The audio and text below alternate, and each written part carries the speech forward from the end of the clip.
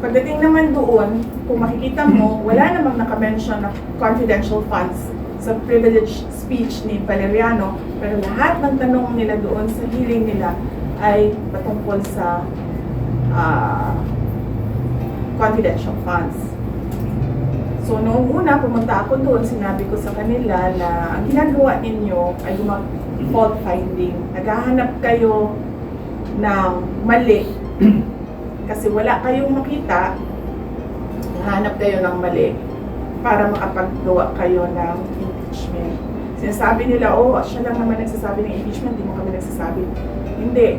As early as November last year, nag-announce na si Franz Castro, nagsabi na siya na we are talking about impeachment. Ang problema sa kanila kasi wala talaga silang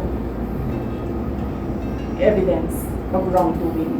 That is why pinipilit talaga nila na maghanap ng katiwalian, kumbaga, dyan sa mga hearings nila na hanggang ngayon, hindi pa rin nila nakukuha.